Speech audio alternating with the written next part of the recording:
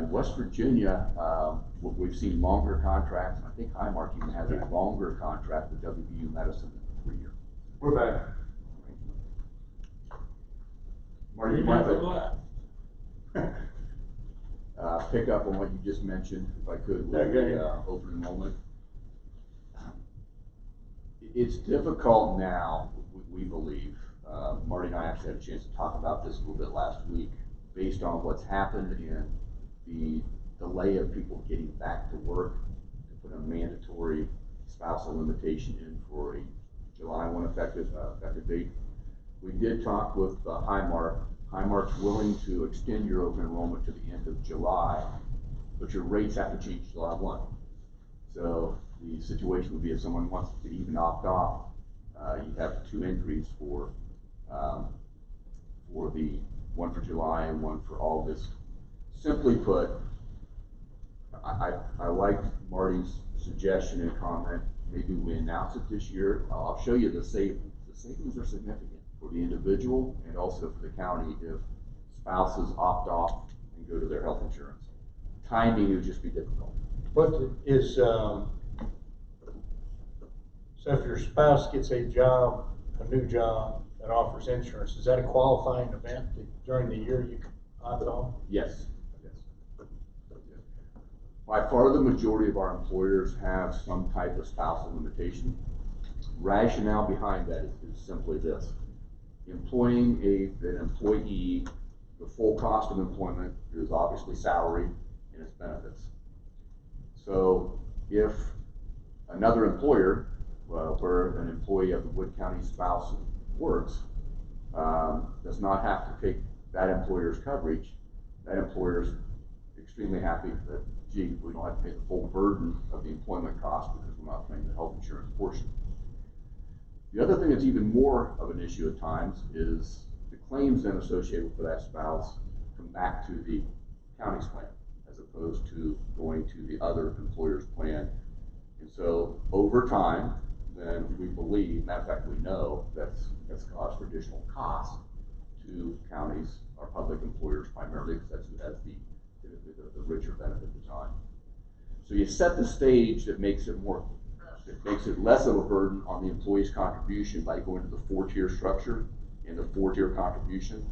Because today, if we come back to this chart for just a moment, today, if I am I have a full family, let's say I have as it is, my wife and 2 children and myself. If I look at the July 1, 2019, I have a full family, I pay $291.48 a month. Where you at, Mark? I'm on page 2 at the bottom part of that chart. On the right side. Okay. On the right side of the chart, July 1, 2019. So as an example today, if I have a full family, I pay $291.48. If my wife would take benefits of her place of employment and comes off the plan, today I would go to employee and children. I'd have to keep the children on the plan here. Today I still pay $291.48 though. I have not received any type of contribution break because of moving my spouse off the plan. The proposed rate structure, full family would be going to $304.91. We recognize that's an increase from the $291.48. However, in that same scenario, if my spouse opted off the plan, my contribution comes down to $133. So that provides some room for, typically an employer will have a contribution amount for even single coverage. That provides some premium contribution savings at the county for your employees to offset the premium that they're going to be exposed to when their spouse goes on. On the reversal of that, this is, say, over a 12-month period, and your wife is part of the reduction of this rate, okay? Yes. We were using her, and she's laid off. Does Blue Cross pick her up immediately? Yes, great question, Commissioner. The question is, if during the course of the year, spouse has opted off the plan here and went to his or her place of employment, for some reason loses coverage, reduction in force, whatever it may be, that creates a qualifying event, and immediately the spouse can come back onto your plan here. No health questions asked. The math actually on this is on page 3 at the bottom. We could just move over to that chart on page 3 for just a moment. So chart at the bottom shows the monthly contributions, full premium, what the county pays, and what the employee contribution is. So, assuming the contributions go into effect as was stated on the previous chart, the county actually pays considerably less, about almost $6,900 less in premium if someone's spouse pops off the plan. The employee saves $2,057, $2,058 in contributions. So that $2,058 roughly throughout the year, that's what can be used to offset the premium contribution that he or she would have with his or her employer.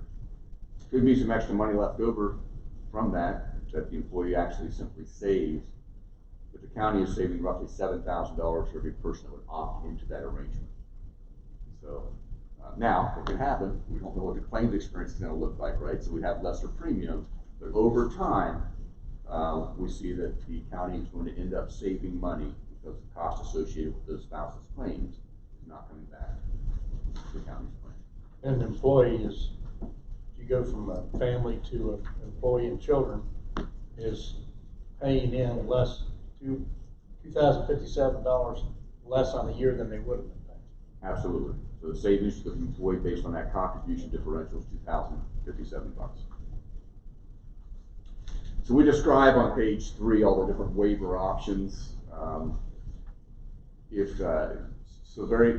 To summarize this, effective July 1, you could put a mandatory spousal waiver in.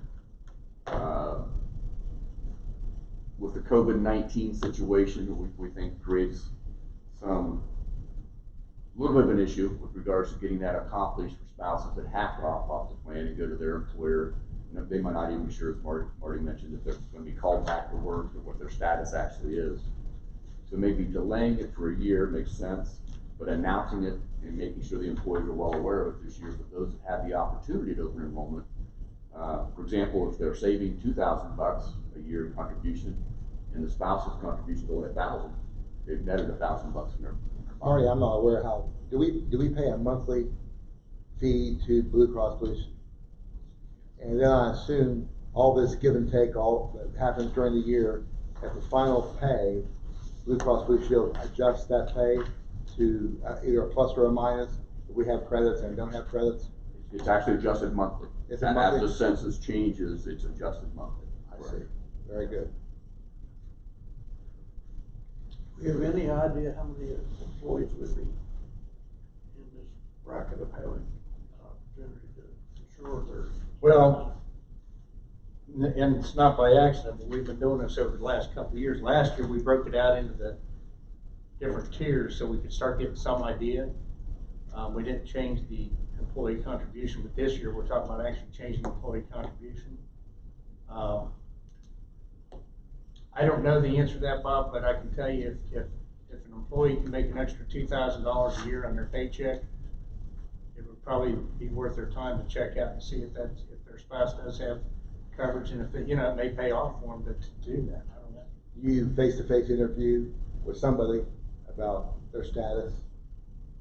Not traditional. Usually we have a health fair and we've got Schwindeman side by side with Blue Cross.